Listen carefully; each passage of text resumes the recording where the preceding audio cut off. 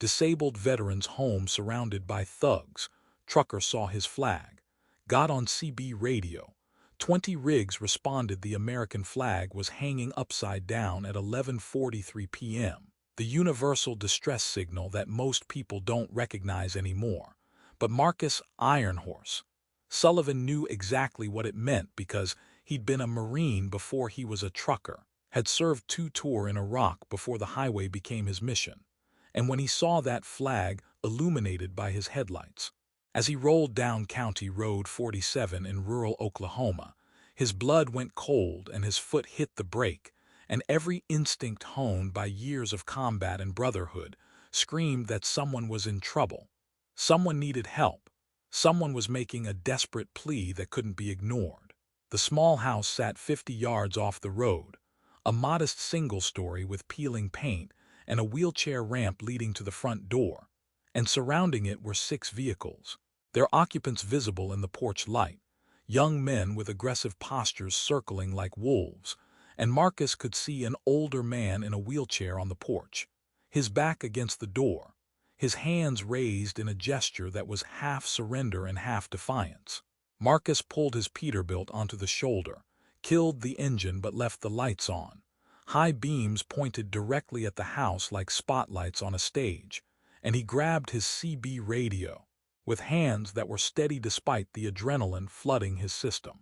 He'd been in situations like this before, had seen predators circle the vulnerable, had learned in the Marines that sometimes the only thing that stops evil is good people willing to stand between the victim and the violence, willing to say no, willing to put themselves on the line because that's what honor demands.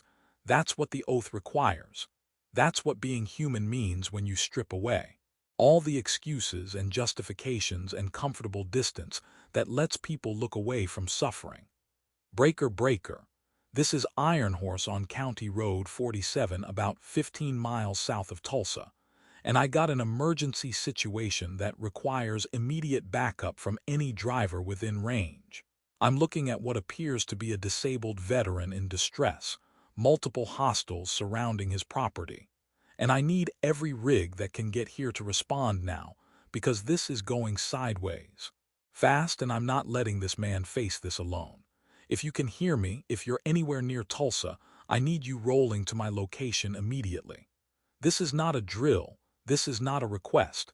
This is a brother calling for help, and I'm asking you to answer that call the way you'd want someone to answer if it was you, if it was your father, if it was your family under threat. The response came. Within seconds, voices crackling over the CB radio with the kind of urgency that comes from understanding that when a trucker calls for help, especially when that trucker is Ironhorse, a man known across 3 states for his integrity and his service, you don't ask questions. You don't hesitate. You just move. Ironhorse, this is Mama Bear. I'm at the Flying J 10 miles north, rolling now. This is Nighthawk. I'm on Eminis 44 eastbound, taking the next exit B. They're in 12 minutes. Diesel Duke here. I got 3 rigs with me at the truck stop in Broken Arrow. We're coming in hot. This is Wildflower. I'm 20 miles out, but I'm pushing it. Hang tight, Ironhorse. Cavalry's coming. Marcus climbed down from his cab, his 6'3" frame unfolding in the headlights like a monument coming to life, and he started walking toward the house with the kind of purposeful stride that said he wasn't asking permission, wasn't seeking approval, was simply doing what needed to be done because a man was in trouble and the flag was upside down, and that meant everything else, every consideration of safety or legality or personal risk became secondary to the mission of protecting someone who couldn't protect themselves. The 6 men surrounding the house turned to look at him, their faces showing confusion and then anger at this interruption, this interference in whatever they'd been planning, whatever violence or intimidation or cruelty they'd come here to inflict. The man in the wheelchair was Staff Sergeant James Jimmy Patterson, age 67. A Vietnam veteran who'd lost both legs to a landmine in 1971 and had spent the last 54 years navigating a world that wasn't built for wheelchairs, raising 3 kids alone after his wife died of cancer, working as a machinist until his hands got too shaky and his eyes got too weak, and disability became his only income. He lived in this house that his father had built, on land that had been in his family for 3 generations, and he'd been sitting on his porch, enjoying the cool night air when the 6 vehicles had pulled into his driveway, when the young men had emerged with demands and threats, when they told him that this land was being acquired by a development company, that he needed to sign papers or face consequences, that his refusal to sell had become a problem that required a solution. And that solution had arrived tonight in the form of intimidation and implied violence. Jimmy had served his country, had sacrificed his legs and his youth and his innocence in a jungle halfway around the world, had come home to a nation that didn't appreciate his service and a body that would never be whole again. But he'd never complained, never asked for special treatment, never used his disability as an excuse or his service as a shield. He just lived his life with quiet dignity, raising his kids, doing his work, being a good neighbor and a decent man. And now in his twilight years, he was being threatened by punks who thought that age and disability made him vulnerable, who thought that a man in a wheelchair couldn't fight back, who thought wrong because Jimmy Patterson hadn't survived Vietnam and 54 years of hardship by being weak or timid or willing to surrender what was his. But he was also realistic enough to know that 6 against 1, especially when the one was in a wheelchair, were odds that courage alone couldn't overcome, which was why he'd hung his flag upside down 2 hours ago when the first threats had started, hoping that someone would see it, someone would understand, someone would care enough to stop.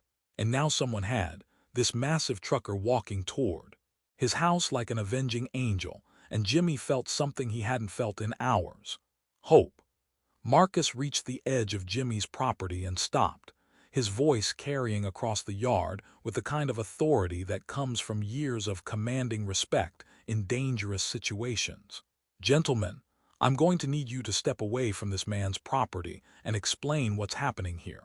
Because from where I'm standing it looks like 6 able-bodied men are threatening a disabled veteran, and that's not something I can allow to continue."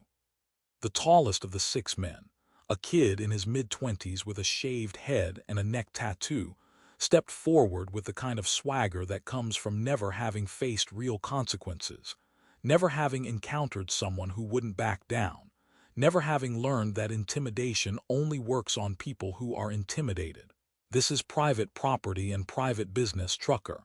You need to get back in your rig and keep moving before you become part of the problem." His voice was full of false confidence, the kind of bravado that evaporates when tested, and Marcus could see in his eyes that he was used to people backing down, used to threats working, used to size and numbers being enough to get his way. But Marcus had faced down insurgents in Fallujah, had stared at death more times than he could count, had learned that the only thing bullies respect is strength, and he had strength in abundance, not just physical but moral, the kind that comes from knowing you're on the right side, fighting for the right reasons, standing for something that matters. "Son, I'm not going anywhere. That flag is upside down, which means this man is in distress, which means I'm obligated by every oath I've ever taken to render assistance. And in about 10 minutes, there are going to be 20 trucks pulling up to this location, and every one of those drivers is going to have the same obligation, the same commitment, the same unwillingness to let you continue whatever you're doing here. So you've got a choice. You can leave now peacefully, or you can stay and explain to 20 truckers, and whatever law enforcement they bring with them, why you thought it was acceptable to threaten a disabled veteran on his own property." The kid's face went through several shades of emotion, confusion giving way to anger, giving way to the first flickers of doubt as he processed what Marcus was saying, as he realized that this situation had just escalated beyond his control, that the simple intimidation job he'd been hired for had turned into something else entirely. He pulled out his phone, made a call, his voice low and urgent, and Marcus could hear fragments of the conversation, words like situation and complications and need guidance. And he knew that whoever was behind this, whoever had sent these 6 men to threaten Jimmy Patterson, was about to learn a hard lesson about the difference between legal power and moral authority, between what you can do and what you should do. The first truck arrived at 11:57 p.m. Sarah Mama Bear, Chen's Freightliner Cascadia pulling onto the property with its air horn blaring, a sound that cut through the night like a battle cry. And she was followed seconds later by 2 more trucks, then 3 more, then a convoy that seemed endless, 18-wheelers pouring onto County Road 47 like a mechanized army responding to a call to arms. They parked in a semicircle around Jimmy's house, their headlights creating a wall of illumination that turned night into day, their engines rumbling in a symphony of diesel power that vibrated through the ground like thunder, and their drivers emerged from their cabs with the kind of purposeful determination that said they weren't here to negotiate, they were here to protect, to stand between a vulnerable man and the people who wanted to hurt him. And here's where I need you to understand something crucial about what happened next, because this wasn't about violence or vigilante justice. This was about presence, about showing up, about using collective power to create a situation where violence became impossible, where intimidation lost its effectiveness, where the bullies suddenly found themselves outnumbered and outmatched and facing consequences they hadn't anticipated. Hit that subscribe button right now because you're about to witness something that shows the real meaning of brotherhood, the way that ordinary people can become extraordinary when they stand together for something that matters, when they refuse to let evil triumph because good people did nothing. 23 trucks ultimately responded to Marcus's call. 23 drivers who dropped their routes or cut short their rest breaks or changed their plans because a brother called for help, and you don't ignore that call. You don't calculate the cost or weigh the inconvenience. You just move because that's what the brotherhood means. That's what the code requires. That's what being part of something bigger than yourself demands. They formed a protective perimeter around Jimmy's house, their presence a physical barrier between him and the 6 men who'd come to threaten him, and the message was clear and unmistakable. You want to get to him, you're going to have to go through us, and that's not happening, not tonight, not ever. Marcus walked up to Jimmy's porch, extending his hand to the older man who took it with a grip that was still strong despite his age and his disability. Staff Sergeant Patterson, I'm Marcus Sullivan, former Marine, current trucker, and I'm here to make sure you're safe and that whatever's happening here stops happening. Can you tell me what's going on? Jimmy's voice was rough with emotion, gratitude and relief mixing with the residual fear and anger from the last few hours. These men work for a development company that wants my land.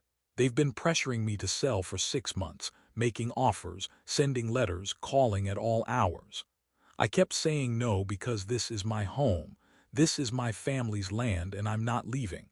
Tonight they showed up and said the offers were over, that I was signing the papers one way or another, that accidents happen to old men in wheelchairs, that houses catch fire, that I should think about what I wanted my legacy to be. Marcus's jaw clenched, his hands balling into fists at his sides, because threatening a disabled veteran, threatening anyone really, but especially someone who'd sacrificed so much for his country, was the kind of evil that made his blood boil, that activated every protective instinct he had, that made him want to deliver the kind of justice that came from fists and fury rather than courts and consequences. But he was also smart enough to know that violence would only make things worse, would give the development company ammunition to paint Jimmy as the aggressor, would undermine the moral high ground that came from being the victim. So he took a deep breath and channeled his anger into something more productive, more strategic, more likely to result in actual justice rather than just temporary satisfaction. All right, here's what's going to happen. First, we're documenting everything. Every trucker here is recording this on their phones, getting footage of these 6 men, their vehicles, their license plates, everything. Second, we're calling law enforcement, not just local police but county sheriff, state police, anyone with jurisdiction who needs to know that a disabled veteran is being threatened on his own property. Third, we're calling the media, because this is the kind of story that news stations love. Disabled veteran threatened by corporate thugs. And public pressure is going to make it very hard for this development company to continue their intimidation campaign. And fourth, these 6 men are going to leave now peacefully, and they're not coming back, because if they do, they're going to find this same response waiting for them. Except next time we'll have advance warning and there will be 50 trucks instead of 20. Sarah Mama Bear Chen, who'd been a paralegal before becoming a trucker and still maintained her legal knowledge, stepped forward with her phone out, recording the 6 men with the kind of clinical precision that came from understanding evidence and documentation. For the record, I'm documenting 6 individuals on the property of James Patterson at 11:58 p.m. on October 15, 2025.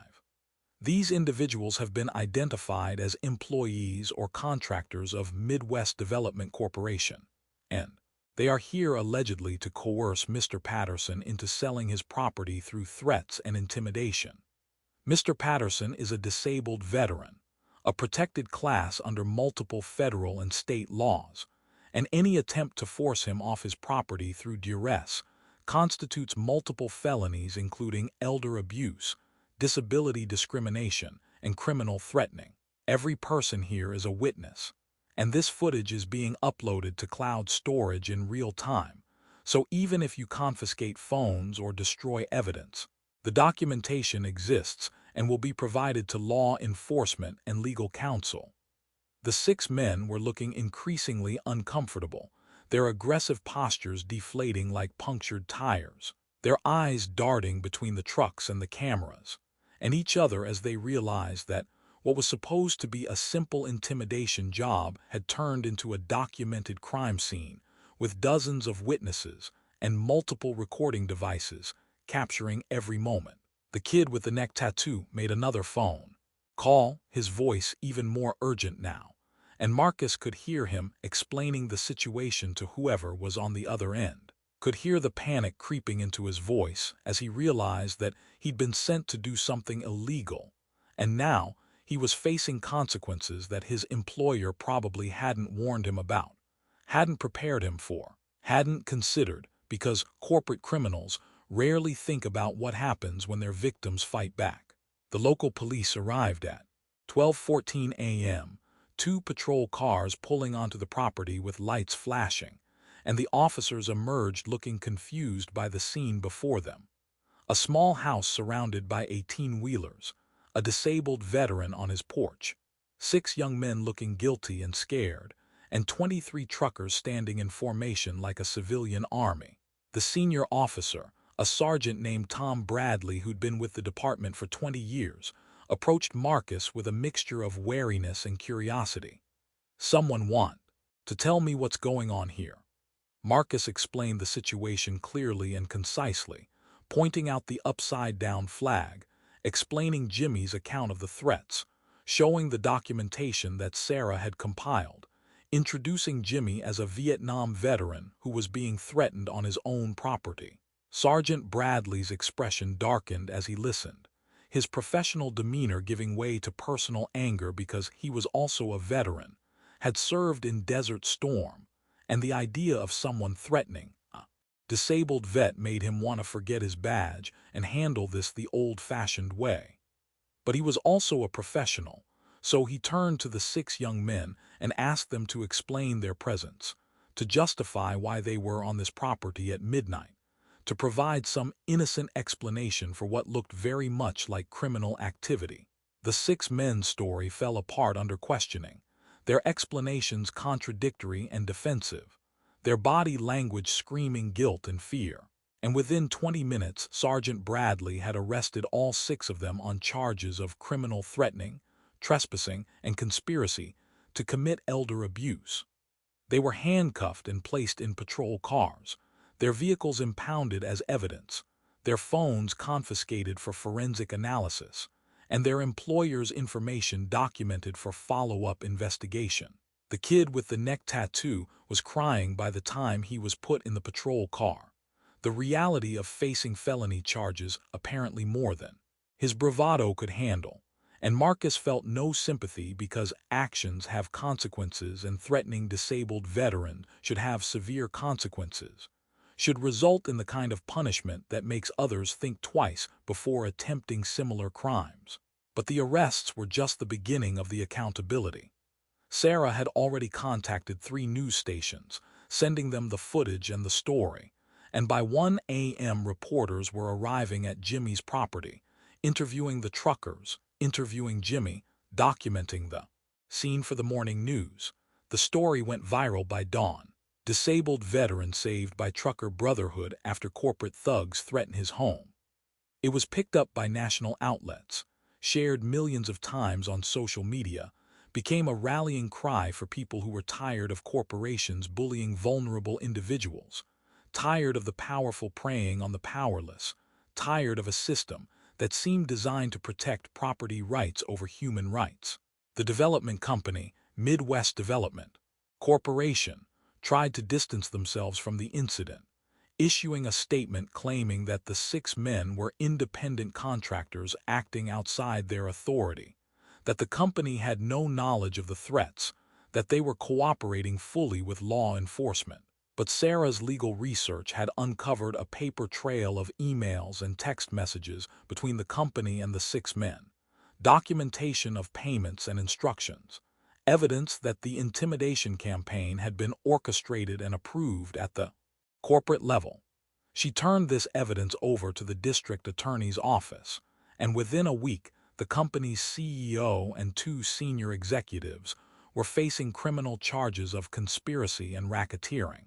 Jimmy Patterson became something of a celebrity, appearing on news programs and talk shows, telling his story with the kind of humble dignity that made people love him, that made his cause resonate with millions of Americans who saw in him their own fathers and grandfathers, their own veterans who'd sacrificed so much and deserved better than to be threatened in their twilight years.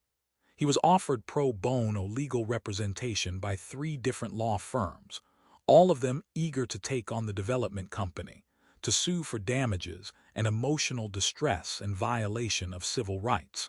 The case eventually settled for an undisclosed amount that was rumored to be in the 7 figures, enough to ensure that Jimmy would never have to worry about money again, that he could live out his remaining years in comfort and security. But more importantly, the case resulted in new legislation in Oklahoma, the Patterson Protection Act, which created enhanced penalties for crimes targeting disabled veterans, which required development companies to disclose all contact with property owners, including any attempts at coercion or intimidation, which established a state fund to provide legal assistance to veterans facing property disputes. The law was signed by the governor, with Jimmy in attendance, his wheelchair positioned at the center of the ceremony, his flag now flying right side up, visible in the background of every photo. A symbol of distress answered, of help provided, of a system that sometimes, occasionally, actually works the way it's supposed to. The trucker brotherhood that had responded to Marcus's call that night became legendary in both trucking and veteran communities. They were invited to speak at veteran organizations, at trucking conferences, at community events where people wanted to hear the story of how 23 ordinary people had become heroes by simply showing up, by refusing to let evil triumph, by standing between a vulnerable man and the people who wanted to hurt him. Marcus always deflected the praise, always insisted that they'd just done what anyone would do, but everyone knew that wasn't true, that most people would have driven past that upside-down flag, would have convinced themselves it wasn't. Their problem would have found reasons not to get involved. Jimmy Patterson lived for another 8 years after that night, passing away peacefully at age 75, surrounded by his children and grandchildren, in the house that his father had built, on the land that his family had owned for generations, the land that he'd refused to surrender even when threatened, even when scared, even when it seemed like he was alone against forces too powerful to resist. At his funeral, 23 trucks formed a convoy that stretched for miles, their air horns sounding in unison as they passed the cemetery, A final salute to a man who'd served his country and defended his home and shown that courage isn't about not being afraid. It's about standing your ground even when you are afraid, especially when you are afraid. The flag that had hung upside down that night, the flag that had summoned help and saved a life and started a chain of events that resulted in justice and accountability and new protections for vulnerable veterans. That flag was donated to the Oklahoma Veterans Museum, where it hangs today with a plaque explaining its history, explaining that it represents not just distress but response, not just a call for help but help provided, not just one man's courage, but an entire community's commitment to protecting those who'd protected them. School groups visit the museum and learn about Jimmy Patterson and the truckers who saved him. And teachers use the story to talk about civic responsibility, about standing up for others, about the power of ordinary people to create change when they decide that silence and inaction are no longer acceptable. Marcus Ironhorse Sullivan continued driving trucks for another decade, but that night on County Road 47 remained the defining moment of his post-military life, the night when he'd seen a flag upside down and made a call and watched as brotherhood became reality, as abstract values like honor and service and protection became concrete actions that saved a life and changed a system. He kept a photo of Jimmy on his dashboard, a reminder of why the road mattered, why the brotherhood mattered, why staying connected and staying ready to respond mattered. Because you never knew when you'd see a flag upside down, when someone would need help, when your presence and your willingness to act would be the difference between tragedy and triumph. The 6 men who'd been arrested that night all faced consequences proportional to their involvement. The ringleader received 3 years in prison and 5 years probation. The others received shorter sentences, community service, and permanent criminal records that would follow them forever, that would make employment difficult and trust impossible, and serve as constant reminders that threatening vulnerable people has costs, has consequences, has repercussions that extend far beyond the moment of the crime. Some of them eventually expressed genuine remorse, wrote letters to Jimmy apologizing for their actions, sought redemption through changed behavior and community service. Others remained bitter and defiant, convinced they were victims of an overreaction, unable or unwilling to accept responsibility for their choices. The development company that had orchestrated the intimidation campaign went bankrupt within 2 years, destroyed not by the legal settlements, though those were substantial, but by the reputational damage, by the loss of investors and partners who didn't want to be associated with a company that threatened disabled veterans, by the public backlash that made every project they touched toxic, every development they proposed a target for protest and opposition. The CEO served 18 months in federal prison for conspiracy and racketeering, his career destroyed, his legacy reduced to a cautionary tale about what happens when profit becomes more important than people, when corporate power forgets that it exists within a society that has limits, that has values, that will eventually push back when those values are violated too egregiously.